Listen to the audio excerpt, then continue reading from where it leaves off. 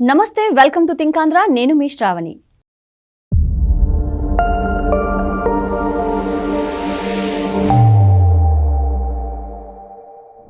ప్రస్తుతం మనతో పాటు ఉన్నారు ప్రముఖ పొలిటికల్ అనలిస్ట్ అర్సుమిల్లి శ్రీనివాస్ గారు. శ్రీనివాస్ గారు నమస్తే. నమస్కారం అండి.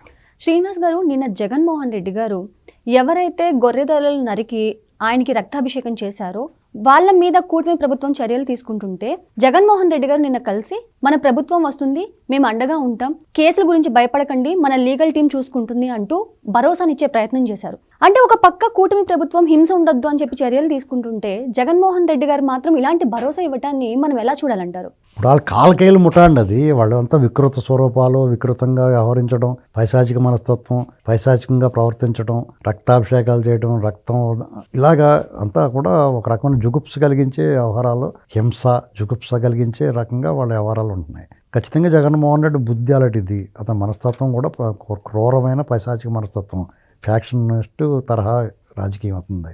అతను కోరుకుంటాడు అది. ఎందుకంటే విధ్వంసాన్ని, దుర్మార్గాన్ని, దాడుల్ని, హింసని కోరుకుంటాడు అతను. అలాగే అతను అనుసరించే వాళ్ళందరూ కూడా అలాగే ఉండాలని కోరుకుంటాడు. వాళ్ళందరి చేత చేయిస్తాడు. వాళ్ళకి అండగానే ఇప్పుడు వాళ్ళని పిలిచి ఇప్పుడు సాధారణంగా ఇప్పుడు అదే ఇంకో వేరే పార్టీ వాళ్ళు ఎవరు ఏం చెప్తారు, ఒరే తప్పురా బాబు ఇలాంటి చేయకండి అని చెప్తే వాళ్ళు చేయరు కూడా ఆ గారిగా వేరే వాళ్ళు ఎవరు. ఎంత దారుణం అంటే ఇప్పుడు మామూలుగా వేటతలలో చేసి తిన్నప్పుడే చాలామందికి ఇది ఎట్రా బాబు అని అనిపిస్తుంది కొంతమందికి.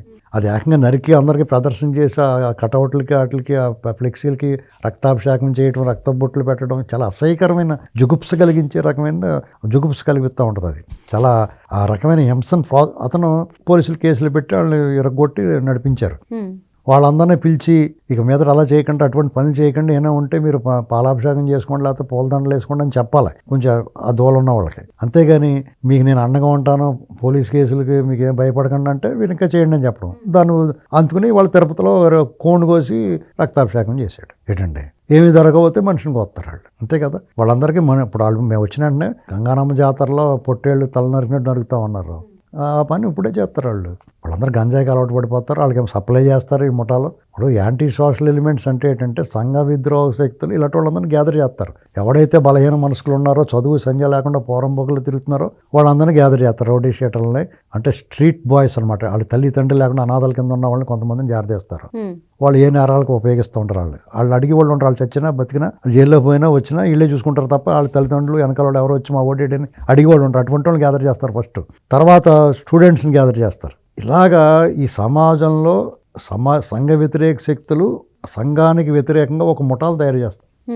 వాళ్ళతో నేరాలు చేస్తారు. సమీకృతంగా ఆర్గనైజ్డ్ క్రైమ్స్ చేస్తూ ఉంటారు. వీళ్ళు యాక్చువల్గా హ్యాబిచువల్ అఫెండర్స్ అంటే ఉద్దేశపూర్వకంగా నేరాలు చేసే మనుషులు.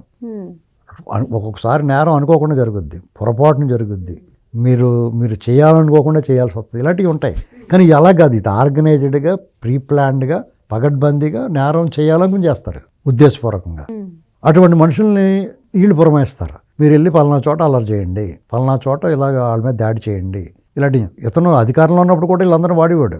పోలీస్ డ్రెస్సులు వేసి ఈ దాడులు, దుర్మార్గాలు, రాళ్ళు గరేట జెండాట్లకి వాళ్ళనే వాడుతూ ఉంటారు. అమరావతి రైతుల మీద కొంతమంది మహిళలను పోగేసి వాళ్ళందరికీ పోలీస్ డ్రెస్ వేసి ఆడవాళ్ళని గెలవడం, గిచ్చడం, సూది బిన్నీసులు ఇచ్చి పడవటం ఇవన్నీ చేసేవాడు. మీకు అక్కడ అసెంబ్లీ ముట్టడి, సచివాలయం ముట్టడి కార్యక్రమంలో అప్పుడు ఎంపీ, గుంటూరు ఎంపీ గళా జయదేవ్ గారిని చాలా దారుణంగా హింసించారు వీళ్ళంతా. అంటే ఇతను అధికారంలో ఉన్నా లేకపోయినా అతని మనస్తత్వం ఏం మారదు. కొంతమంది ఏంటి ప్రతిపక్షంలో ఉన్నట్టు కొంచెం అగ్రెసివ్గా ఉన్న అధికారంలోకి వచ్చినా బుద్ధిమంతుల్లో ఉంటారు, పద్ధతిగా వ్యవహరిస్తారు. కొంతమంది అధికారంలో ఉన్నప్పుడు పట్టబగ్గ లేకుండా పొగరుగా పనిచేసిన ప్రతిపక్షం రాగానే అయ్యా బాబు అంటూ ఉంటారు. ఏముండదు, ఎవరున్నా ఏమైనా నా కూరలు నాకు ఉన్నాయి, నేను రక్తం తాగుతాను, రక్తం పీలుస్తాను, రక్తం కలుపుకుని అన్నం తింటాను, రక్తాభిషేకం చేస్తాను, రక్తం అంటే నాకు ఇష్టం అనేటువంటి వ్యవహారంగా ఇతను ప్రవర్తిస్తున్నారు. వాళ్ళని ప్రోత్సహిస్తున్నాడు. వాళ్ళు యాంటీ సోషల్ ఎలిమెంట్స్ అందరూ అతని దగ్గర చేరతారు. మామూలు సమాజం, మీరు నేను మనలాంటి వాళ్ళు, మధ్యతరగతి వాళ్ళు, లేకపోతే ఎలైట్ పీపుల్, చదువుకున్న వాళ్ళు, ఎవరు బతకాలు బతికే వాళ్ళు వీళ్ళని హ్యాండిల్ చేయడం కష్టం అవుద్ది. అందుకని ప్రభుత్వాలు చాలా కఠినంగా వ్యవహరించాలి, అణిచివేయాలి, ఉక్కుపాదం మోపాలి. అసలు కొంతమంది ఇప్పుడు తిరుమల తిరుపతి దేవస్థానం ఉంది, అక్కడ ఎంతగానే తెగించి స్వామివారి ప్రతిష్ట భంగం కలిగేలా వాళ్ళు వ్యవహరిస్తున్నారు. ఈ బ్యాచ్లు ఎక్కడికక్కడ అది కొన్ని ప్రాంతాలకు పరిమితమైంది. ఇప్పుడు రాష్ట్రం మొత్తం అంతా కూడా ఆ మధ్యన ఇతను బర్త్డేకి వేరపోట్లు వేయటం చూసారా, చాలా చోట్ల చేశారు. మళ్ళీ సార్ ఇంకెక్కువ చేస్తారు. దీన్ని ఎక్కడికక్కడ ఎవరైతే చేసిన పిల్లవాళ్ళు కాదు, చేయించిన వాళ్ళు కూడా లోపలేసేయాల. ఇలాగ చేస్తే నిన్ను కూడా లోపలేస్తామని చెప్పాలి. అప్పుడు అతనే చూసుకుంటాడు జాగ్రత్తగా. చేయించుకోండి. ఇలాంటి పరిస్థితులు కఠినంగా లేకపోతే ఏమవుద్దంటే సమాజం భయభ్రాంతులకు గురవుద్దండి, భయపడిపోతారు. బయట రావాలంటే ఇటు ఇంత ప్రశాంతంగా ఉండి లా అండ్ ఆర్డర్ కాపాడి చంద్రబాబు నాయుడు గారి పరిపాలన కూడా ప్రజలు భయపడుతున్నారంటే, ఆందోళన చెందుతున్నారంటే అది వైఫల్యం కింద మారిపోద్ది. డిపార్ట్మెంట్లన్నీ కూడా చాలా కఠినంగా వ్యవహరించాలి ఈ విషయంలో. వాళ్ళు బ్రహ్మాండంగా పనిచేస్తున్నారు, ఎర్రగొట్టేసి రోడ్డు మీద నడిపిస్తున్నారు, అంతకనే ఏం చేస్తారు? కానీ నడిపిస్తున్నప్పుడు సాక్షి లాంటి పత్రిక ఒక మెయిన్ హెడ్డింగ్ లో అలా నడిపించుకుంటూ ఎందుకు తీసుకెళ్లారు, వాళ్ళ పరువుకి భంగం కలిగిస్తున్నారు, పోలీసులు బరి తెగిస్తున్నారు అంటూ ఒక కథనాన్ని ప్రచురిస్తుంది. అంటే మీరు అన్నట్టు నిజంగానే కఠిన చర్యలు తీసుకోవాలి, కానీ ఒక మీడియా సంస్థ ఇలా వాళ్ళని వెనకేసుకొని కూడా వస్తుంది కదా సార్. అందుకనే ఆ మీడియా సంస్థకు సంబంధించిన వాళ్ళందరినీ మోకాలు చెప్పులు వాళ్ళకి కూడా తీసి నడిపిస్తే లెవెల్ అవుతారు. ఈ ప్రభుత్వం అంత దూకుడుగా ఉండదు, అది వాళ్ళకి అడ్వాంటేజ్. ఇప్పుడు మీకు ఏమవుద్దంటే దుర్యోధనుడి దగ్గర వ్యవహరించినట్టుగా ధర్మరాజు దగ్గర వ్యవహరించరు, ధర్మరాజు దగ్గర ఉన్నట్టుగా దుర్యోధనుడి దగ్గర ఉండరు. ధర్మరాజు అంతా ధర్మం మాట్లాడతాడు, దుర్యోధనుడు వాళ్ళు ఏం చేస్తారంటే కొట్టు మాట్లాడతారు. అంచేత వాళ్ళ దగ్గర ఒకే వ్యక్తి ఇద్దరి దగ్గర రెండు రకాలుగా ప్రవర్తిస్తాడు. అర్థమైందండి? లోకు కడతారన్నమాట. మంచి వాళ్ళ పట్ల చాలా లోకుగా ఉంటారు వాళ్ళు. మనకు గౌరవిస్తున్నారు, మన హక్కులను కాపాడుతున్నారు, మన ప్రివిలేజెస్ని వాళ్ళు కాపాడుతూ ఉన్నారు, మన పద్ధతిగా ఉన్నారు, మనతో చట్ట ప్రకారం వెళ్తున్నారు అన్న వాడు చట్టం గురించి మాట్లాడుతున్నాం. ఆడు దవడమే కొట్టేసి మాట్లాడితే చట్టం గురించి మాట్లాడడం వదిలేండి బాబు అని బతిమాలతాం. ఇది డిఫరెన్స్. జగన్మోహన్ రెడ్డి అలా చేశాడు, వాళ్ళు ఎంత దారుణం చేసేవారు. ఇప్పుడు సపోజ్ మీకు ఇంకొకరికి గొడవ అయింది అనుకోండి, ఆ వైసీపీ వాళ్ళు ఏం చేసేవారంటే మీ మీద దాడి చేసేవారు. మీరు తిరగబడతారు కదా, తిరగబడినప్పుడు పోలీసు వాళ్ళు ఎంకలు తాక్కునేవారు. మీరు వాళ్ళ కోసం వెళ్తే మిమ్మల్ని పోలీసు వాళ్ళు అరెస్ట్ చేసి మేమే కేసు పెట్టేవారు. ఇది జరిగేది. అప్పుడు తెలుగుదేశం కార్యకర్తలు అందరి మీద ఇలాంటి కేసులు, దొంగ కేసులు పెట్టేసేవారు. వాళ్ళే ఫ్లెక్సీలు చింపేస్తారు, ఫ్లెక్సీలు చింపేసి ఇదేంటి చింపేసేవాడితే కేసులు ఇచ్చేవారు. ఇలాంటిది అన్నమాట.